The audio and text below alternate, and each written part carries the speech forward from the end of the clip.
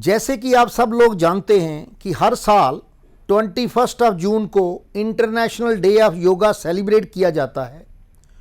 उसी तरह इस साल भी 21 जून को 8th international day of yoga celebrate किया जा रहा है, जिसके लिए हमें Shri Manoj Sinha ji, honourable lieutenant governor of J&K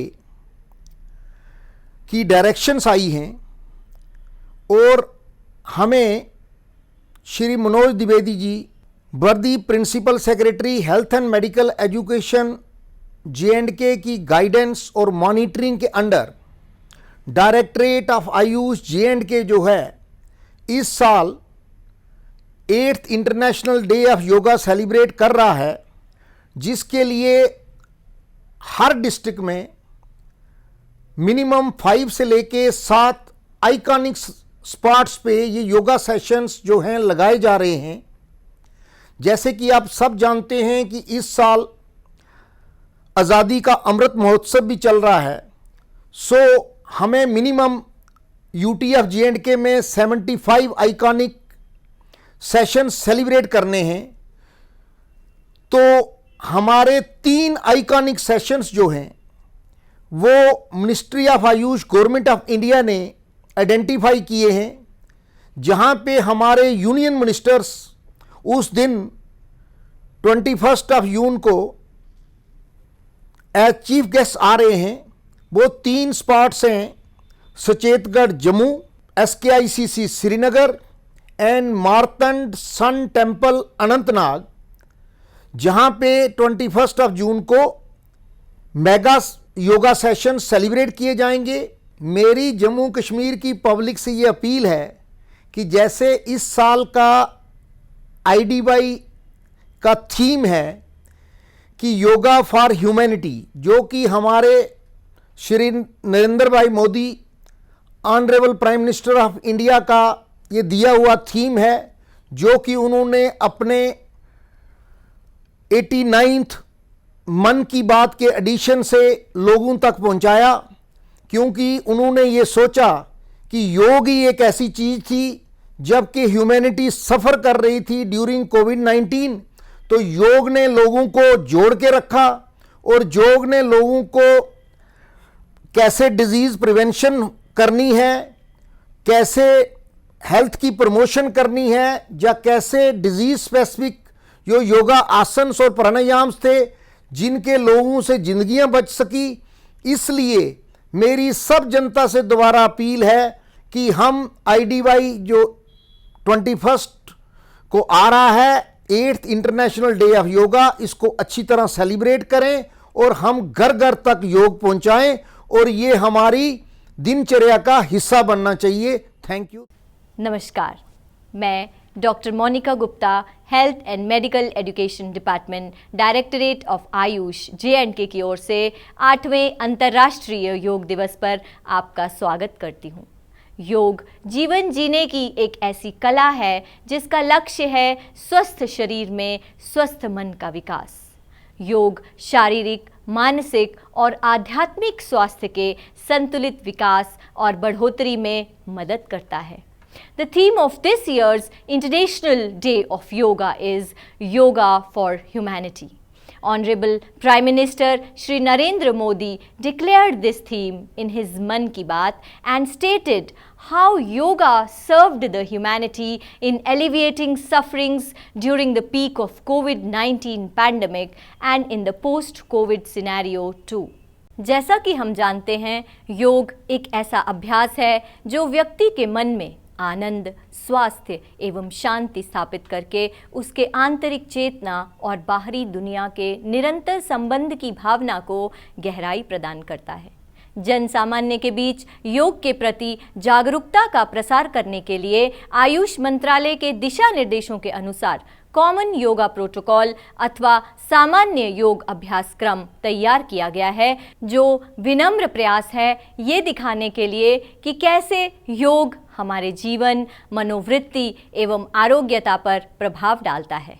इस कॉमन योगा प्रोटोकॉल का निरंतर अभ्यास शरीर एवं मन को शांत करके व्यक्ति के फिजिकल और मेंटल हेल्थ में बैलेंस बनाता है तथा हमें तनाव और चिंता से दूर रखने में मदद करता है।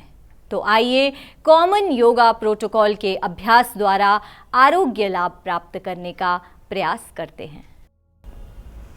योग की दुनिया में आपका स्वागत है। आइए सर्वप्रथम योग साधना का अभ्यास सूक्ष्म व्यायाम एवं लूजनिंग प्रैक्टिसेस से प्रारंभ करते हैं। सूक्ष्म व्यायाम का अभ्यास शरीर में रक्त संचरण को बढ़ाने में सहायक होता है। अपने पैरों में 2 से 3 इंच का अंतर कर लें तथा हाथों को शरीर के बगल में सीधा रखें। अब हाथों को कमर पर रखें। सांस बाहर छोड़ते हुए सिर को धीरे धीरे आगे की ओर झुकाएं और ठोड़ी को छाती से स्पर्श कराने की कोशिश करें। सांस अंदर लेते हुए सिर को जितना पीछे ले जा सकते हों पीछे ले जाएं। अब पूर्व स्थिति में वापस आ जाएं। दाईं एवं बाईं ओर झुकना। सांस बाहर छोड़ते हुए सिर को धीरे धीरे राइट साइड झुकाएं। कान को कंधे के जितना नज़दीक लाना संभव हो लाएं। सांस अंदर लेते हुए सिर को सामान्य स्थिति में लाएं। सांस बाहर छोड़ते हुए सिर को लेफ्ट साइड झुकाएं। सांस अंदर लेते हुए सिर को सामान्य स्थिति में लाएं। दाएं एवं बाएं घुमाना। सांस बाहर छोड़ते हुए सिर को आराम से राइट साइड इतना घुमाएं कि ठोड़ी कंधे की सीध में आ जाए। सांस अंदर लेते हुए सिर को सामान्य स्थिति में लाएं। सांस बाहर छोड़ें तथा सिर को लेफ्ट साइड घुमाएं। अब सांस अंदर लेते हुए सिर को सामान्य स्थिति में लाएं। ग्रीवा घुमाना और नेक रोटेशन। सांस बाहर छोड़ते हुए सिर को आगे की ओर झुकाएं और ठोड़ी को छाती से स्पर्श कराने की कोशिश करें। सांस अंदर लेते हुए सिर को धीरे धीरे क्लॉकवाइज घुमाएं तथा वापस लाते हुए सांस बाहर छोड़ें। इस प्रकार गर्दन एक बार पूरी तरह से घुमाएं, फिर गर्दन को एंटी क्लॉकवाइज घुमाएं। सांस अंदर लेते हुए गर्दन को पीछे ले जाएं और सांस को छोड़ते समय वापस ले आएं। गर्दन को जितना संभव हो उतना ही घुमाएं। गर्दन के आसपास खिंचाव महसूस करें और गर्दन के तनाव के दूर होने की अनुभूति करें।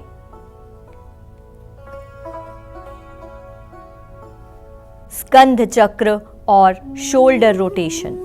लेफ्ट हैंड की उंगलियों को लेफ्ट शोल्डर पर रखें और उसी तरह राइट हैंड की उंगलियों को राइट शोल्डर पर रखें।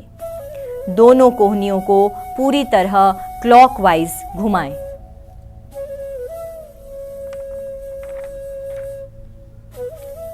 अब इस प्रक्रिया को एंटी क्लॉकवाइज करें। यह योगाभ्यास गर्दन की बीमारियां जैसे सर्वाइकल स्पॉन्डिलाइटिस को दूर करता है।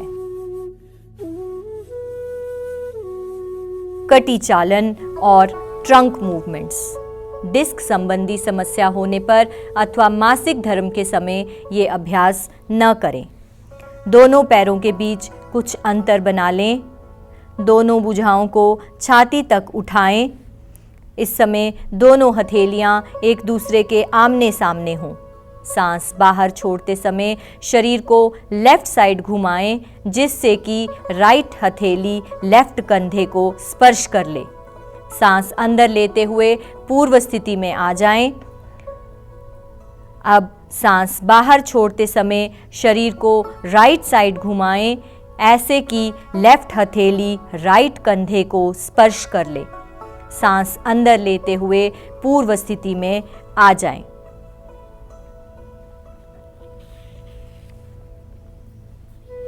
घुटना संचालन और नी मूवमेंट। सांस अंदर लेते हुए अपनी भुजाओं को कंधों की सीध तक उठाएं तथा हथेलियों को नीचे की ओर रखें। सांस बाहर छोड़ते हुए घुटनों को मोड़ें और शरीर को बैठने की स्थिति में ले आएं। सांस अंदर लेते हुए शरीर को सीधा रखें।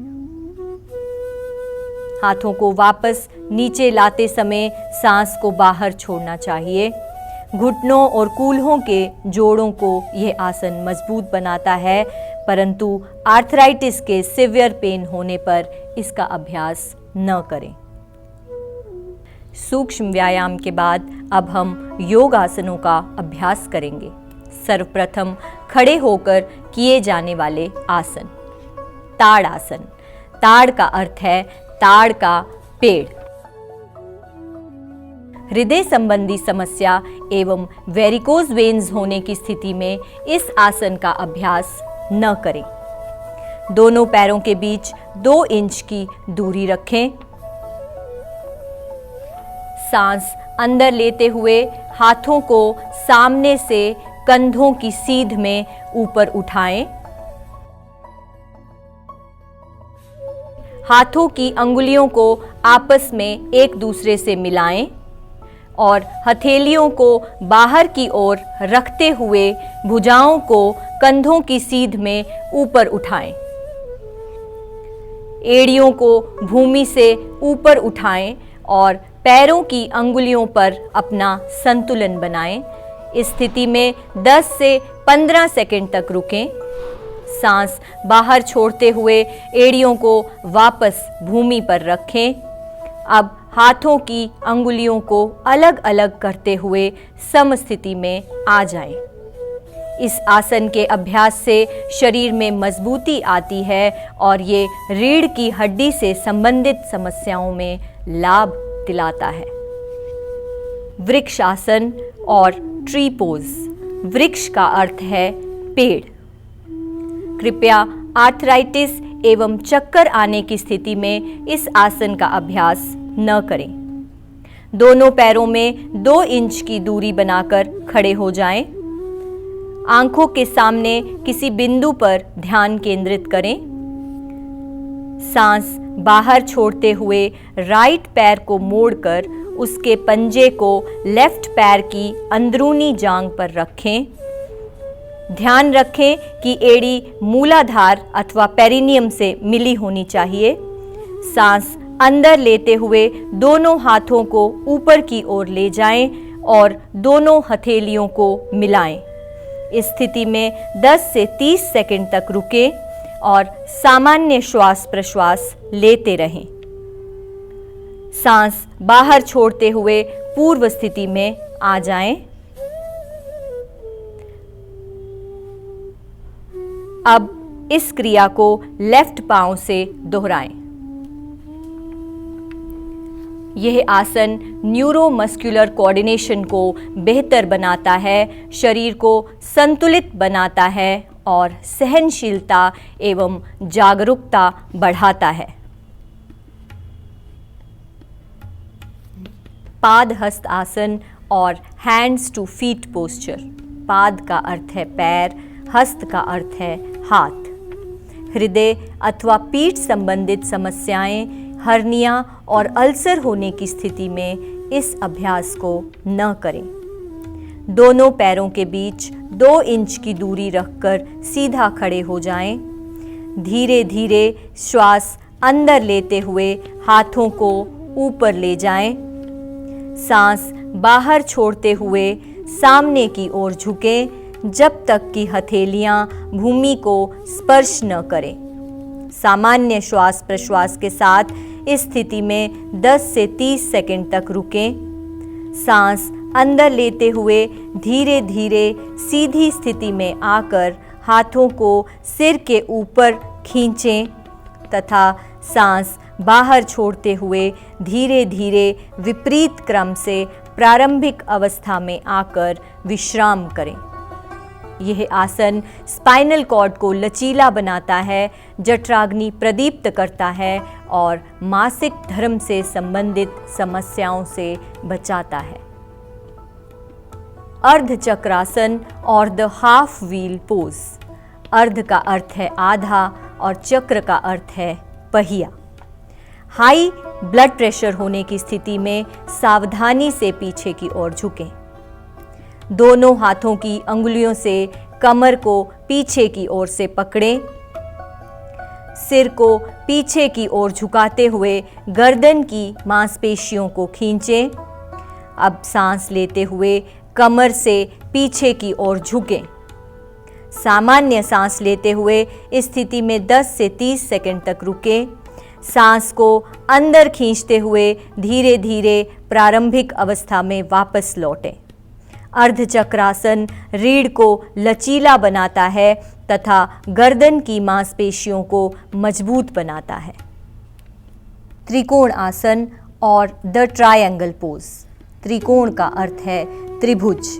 स्लिप डिस्क, शाइटिका एवं पेट की सर्जरी होने के बाद इस आसन का अभ्यास न करें। पैरों को 2 से 3 फीट की दूरी पर फैलाकर खड़े हो जाएं। अब हाथों को धीरे धीरे ऊपर उठाएं।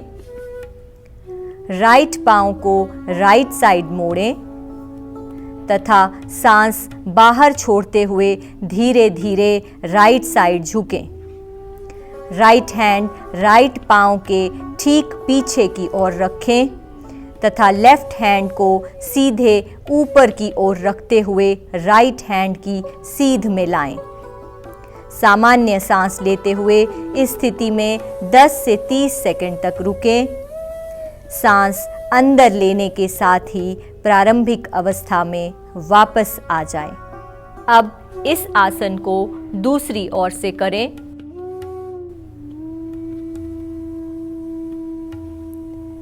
यह अभ्यास पिंडलियों, जांघों और कमर की मांसपेशियों को मजबूत बनाता है तथा मेरुदंड को लचीला बनाता है। अब प्रारंभिक स्थिति में वापस आकर विश्राम करें। अब हम बैठकर किए जाने वाले आसनों का अभ्यास करेंगे। भद्रासन और द फर्म पोज। आर्थराइटिस, शाइटिका होने पर ये अभ्यास न करें। दोनों पैरों को सामने की ओर सीधा रखकर बैठें। दोनों हाथों को नितंब के पास जमीन पर रखें। यह दंड आसन की स्थिति है। अब दोनों पैरों के तलवों को आपस में मिला लें। सांस बाहर छोड़ते हुए पैरों की अंगुलियों को हाथों से पकड़ें और एड़ियों को मूलाधार के जितना पास हो सके ले आएं। इस अवस्था में कुछ समय तक रहें। भद्रासन शरीर को दृढ़ करता है एवं मस्तिष्क को स्थिरता प्रदान करता है। अब पैरों को वापस सामान्य स्थिति में लाकर विश्राम आसन में विश्राम करें। वज्रासन और थंडरबोल्ट पोज। पाइल्स के मरीज तथा घुटनों में दर्द होने पर इस आसन से परहेज करें। सर्वप्रथम दंड आसन में बैठ जाएं। राइट पांव को घुटने से मोड़कर पंजे को नितंब के नीचे रखें। अब इसी तरह लेफ्ट पांव को भी घुटने से मोड़कर ऐसे बैठें कि पंजे नितंब के नीचे हों। हाथों को घुटनों पर रखें। स्पाइन को सीधा रखते हुए आंखें बंद कर लें। इस आसन से जांघ और पिंडलियों की मांसपेशियां मजबूत होती हैं तथा पाचन शक्ति में सुधार होता है। अब धीरे से आंखें खोलें तथा पूर्ववत स्थिति में आने के लिए राइट साइड थोड़ा झुककर अपने लेफ्ट पांव को बाहर निकालें और उसे सीधा कर लें। इसी तरह राइट पांव को भी सीधा करके विश्राम आसन में विश्राम करें। अर्ध उष्ट्रासन और द हाफ कैमल पोज। अर्ध मतलब आधा और उष्ट्र का अर्थ है ऊंट। हर्निया, आर्थराइटिस और चक्कर आने की स्थिति में यह अभ्यास न करें। दंड आसन में बैठ जाएं। अब वज्रासन में आते हुए घुटनों पर खड़े हो जाएं। हाथों को कमर पर रखें। कोहनियों और कंधों को एक सीध में रखते हुए गर्दन की मांसपेशियों को खींचें। सांस अंदर लें और कमर को जितना संभव हो झुकाएं। सामान्य सांस लेते हुए इस स्थिति में 10 से 20 सेकंड तक रुकें। सांस बाहर छोड़ते हुए वज्र आसन में लौट आएं। यह योगाभ्यास गर्दन और पीठ की मांसपेशियों को मजबूत करता है, कब्ज तथा पीठ दर्द से मुक्ति दिलाता है। हृदय रोगियों के लिए यह अत्यंत लाभदायक है। ऊष्ट्र आसन और कैमल पोज। हाई बीपी के रोगी, हृदय रोगी और हर्निया होने पर इस आसन का अभ्यास न करें। वज्रासन में बैठ जाएं। घुटनों को जमीन पर टिकाते हुए अपने दोनों पैरों की जांघ और पंजों को आपस में मिला लें। घुटनों और पंजों के बीच कुछ इंचों की दूरी रखते हुए घुटनों के बल खड़े हो जाएं। सांस अंदर लेते हुए पीछे की ओर धीरे धीरे झुकें। धीरे धीरे राइट हैंड से राइट एड़ी और लेफ्ट हैंड से लेफ्ट एड़ी को पकड़ने का प्रयास करें। सांस अंदर लेते हुए वज्र आसन में लौट आएं। यह आसन दृष्टि दोष में लाभदायक है, पीठ दर्द तथा गर्दन के दर्द से आराम दिलाता है। शशक आसन और द हेयर पोज। शशक का अर्थ है खरगोश।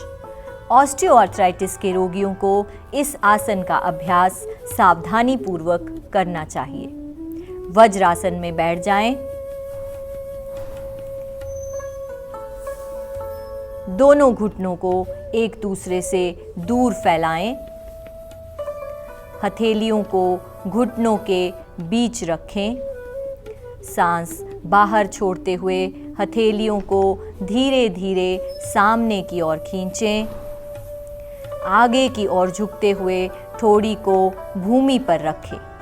यह आसन तनाव और क्रोध को कम करने में सहायक है। अब सांस अंदर लेते हुए पीछे आ जाएं। वज्रासन में बैठ जाएं।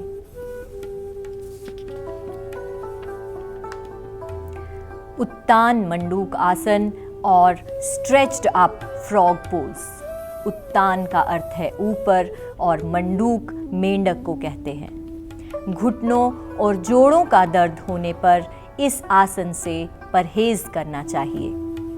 वज्रासन में बैठ जाएं। घुटनों को जितना अधिक हो सके फैलाएं। सांस अंदर लेते हुए हाथों को ऊपर उठाएं। सिर के पीछे से दोनों हाथों को मोड़ें तथा हथेलियों को विपरीत कंधों पर रखें। पीठ और गर्दन को सीधा रखें। यह आसन पीठ दर्द और गर्दन दर्द से आराम दिलाता है तथा लंग्स की कार्यक्षमता को बढ़ाता है। अब सांस अंदर लेते हुए दोनों हाथों को धीरे धीरे सीधा करें और वापस लाकर पूर्ववत स्थिति में आ जाएं। विश्राम आसन में विश्राम करें।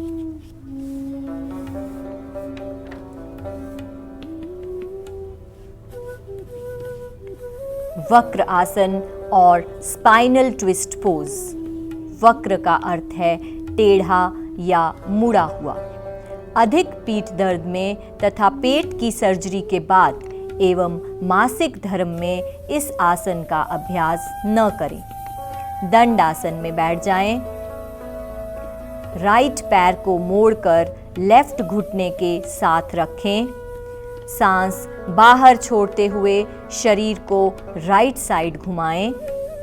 लेफ्ट हैंड को राइट घुटने के पास लाएं और राइट हथेली को पीछे की ओर जमीन पर रखें।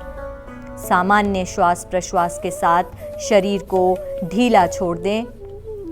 अब सांस बाहर छोड़ते हुए हाथ हटा लें तथा इसी अभ्यास को दूसरी ओर से दोहराएं।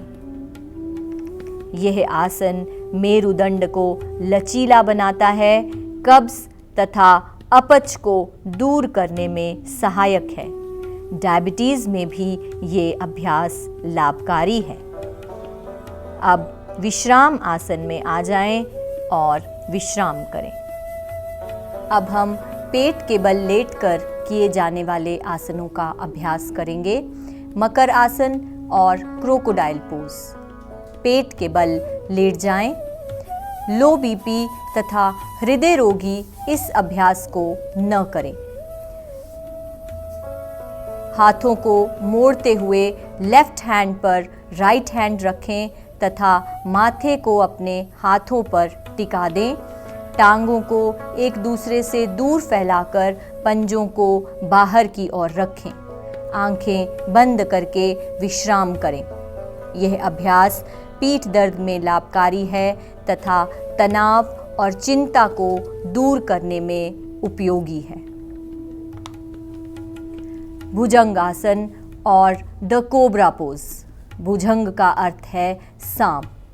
पेट की सर्जरी होने पर 2 से 3 महीने तक यह आसन न करें और हर्निया के रोगी इसका अभ्यास न करें। पेट के बल लेट जाएं, सिर को हाथों पर रखें और शरीर को शिथिल करें। अब दोनों पैरों को आपस में मिला लें। हाथों को खींचते हुए माथे को जमीन पर टिका दें। हथेलियों को छाती के पास रखें और कोहनियों को ऊपर उठाएं। धीरे धीरे सांस अंदर लेते हुए ठोड़ी तथा नाभि के हिस्से को ऊपर उठाएं। सांस छोड़ते हुए वापस आ जाएं। माथे को जमीन पर टिका दें और हथेलियों के ऊपर सिर को टिकाकर मकर आसन में विश्राम करें। यह आसन तनाव को दूर करता है और पीठ दर्द में भी लाभकारी है। शलभ आसन और लॉकस्ट पोज। शलभ का अर्थ है पतंगा या टिड्डा। हृदय रोगी तथा हाई बीपी के मरीज इस अभ्यास से परहेज करें। अब ठोड़ी को भूमि पर रखें और दोनों हाथों को शरीर के किनारे ऐसे रख दें कि हथेलियां ऊपर की ओर हों। सांस अंदर लें। घुटनों को बिना मोड़े दोनों पैरों को मिलाते हुए जमीन से ऊपर उठाएं। हाथों को इस तरह रखें कि शरीर जमीन से आसानी से ऊपर उठ जाए। सामान्य रूप से सांस लेते हुए इस स्थिति में 10 से 20 सेकंड तक रुकें। सांस बाहर छोड़ते हुए पैरों को जमीन पर वापस ले आएं तथा मकर आसन में विश्राम करें। शाइटिका एवं पीठ दर्द में यह अभ्यास लाभदायक है। नितंब की मांसपेशियों को सुगठित बनाता है और जांघों और नितंब पर एकत्रित फैट्स को भी कम करने में उपयोगी है। अब हम पीठ के बल लेटकर किए जाने वाले आसनों का अभ्यास करेंगे। सेतुबंद आसन और द ब्रिज पोज। सेतुबंद का अर्थ है पुल बनाना। अब आप पीठ के बल लेट जाएं। हर्निया से ग्रस्त व्यक्ति इस आसन का अभ्यास न करें। टांगों को आपस में मिलाएं और बाहों को शरीर के किनारे रखें। दोनों पैरों को घुटनों से मोड़ते हुए एड़ियों को नितंबों के पास लाएं। पैरों को मजबूती से पकड़ते हुए घुटनों और पैरों को एक सीध में रखें। सांस अंदर लेते हुए धीरे धीरे नितंब को ऊपर की ओर पुल बनाने के लिए उठाएं। इस अवस्था में कुछ देर तक रहें और सामान्य श्वास प्रश्वास लेते रहें। यह अभ्यास अवसाद एवं चिंता से मुक्त करता है तथा कमर के निचले हिस्से की मांसपेशियों को मजबूत बनाता है। सांस बाहर छोड़ते हुए धीरे धीरे मूल स्थिति में वापस आ जाएं और विश्राम करें। उत्तान पादासन और रेज्ड फीट पोज। उत्तान का अर्थ है ऊपर की ओर उठा हुआ और पाद का अर्थ है पैर। अब दोनों पैरों को मिलाते हुए सीधा रखें और हाथों को शरीर के किनारे ऐसे रखें कि हथेलियां जमीन की ओर हों। सांस अंदर लेते हुए घुटनों को बिना मोड़े धीरे धीरे दोनों पैरों को ऊपर उठाएं और 30 डिग्री का एंगल बनाएं। सामान्य सांस लेते हुए इस अवस्था में रुकें। सांस बाहर छोड़ते हुए धीरे धीरे दोनों पैरों को नीचे लाएं और विश्राम करें। यह आसन नाभि पद्म चक्र में संतुलन स्थापित करता है तथा अपच और उदर वायु को दूर करने में सहायक है। अर्ध हलासन और हाफ प्लो पोज। अर्ध का अर्थ है आधा और हल का अर्थ है खेत जोतने वाला हल।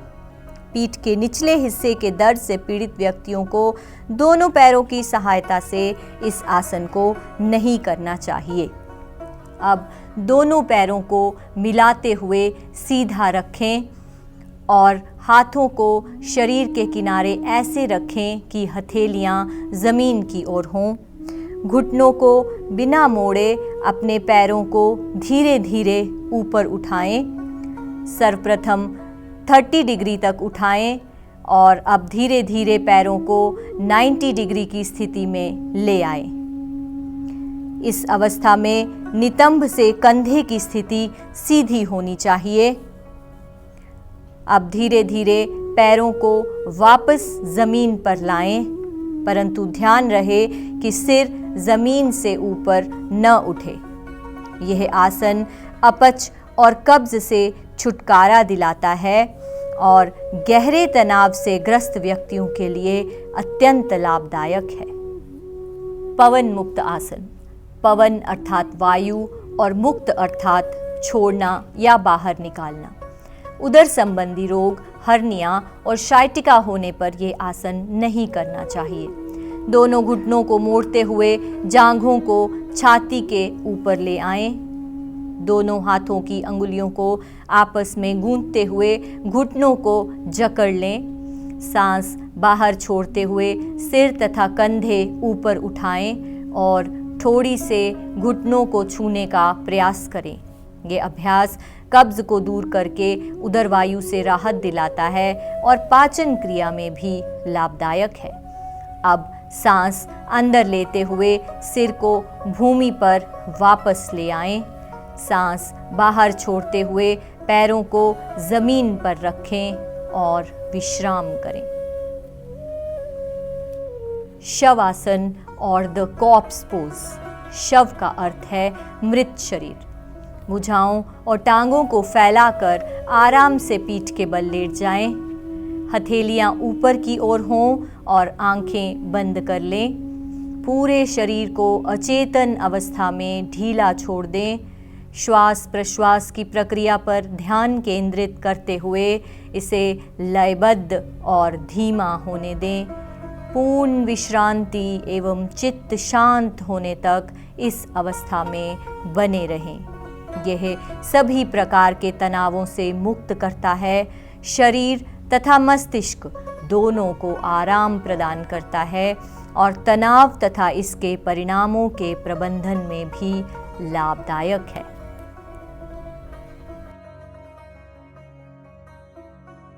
कपालभाति। किसी भी ध्यानात्मक आसन में बैठ जाएं, आंखें बंद करके शरीर को ढीला छोड़ दें, गहरी सांस लें और सीना फैलाएं। उदर की मांसपेशियों को दबाव पूर्वक अंदर बाहर करते हुए श्वास छोड़ें और ग्रहण करें। सक्रिय रूप से सांस बाहर छोड़ें एवं शांतिपूर्वक सांस अंदर लेते रहें। इस प्रक्रिया को कम से कम 30 चक्र तक पूरा करें। प्रत्येक चक्र पूरा करने के बाद गहरी सांस लेनी चाहिए। कपालभाति कपाल को शुद्ध करता है, कफ विकारों को दूर करता है, जुकाम, साइनसाइटिस और एस्थमा जैसे रोगों के उपचार में सहायक है। अब गहरी सांस अंदर लेते हुए धीरे धीरे बाहर छोड़ें और विश्राम करें। अब प्राणायाम प्रारंभ करते हैं। नाड़ी शोधन प्राणायाम अथवा अनुलोम विलोम प्राणायाम और ऑल्टरनेट नॉस्ट्रल ब्रीदिंग। इस प्राणायाम में सांसों की गति धीमी, नियमित एवं नियंत्रित होनी चाहिए। किसी भी आरामदायक स्थिति में बैठ जाएं, स्पाइन और सिर को सीधा रखें, आंखें बंद कर लें, लेफ्ट हैंड को ज्ञान मुद्रा में एवं राइट हैंड को प्राणायाम मुद्रा में रखें। राइट नॉस्ट्रिल को राइट अंगूठे से बंद करें तथा लेफ्ट नॉस्ट्रिल से सांस अंदर लें। अब लेफ्ट नॉस्ट्रिल को बंद करके राइट नॉस्ट्रिल से सांस बाहर छोड़ें। फिर से राइट नॉस्ट्रिल से सांस लें और लेफ्ट नॉस्ट्रिल से सांस बाहर छोड़ें। यह नाड़ी शोधन प्राणायाम का एक चक्र है। इस प्रक्रिया को पुनः दोहराएं। यह अभ्यास मन को शांति देता है, जीवनी शक्ति को बढ़ाता है तथा तनाव एवं चिंता के स्तर को कम करता है।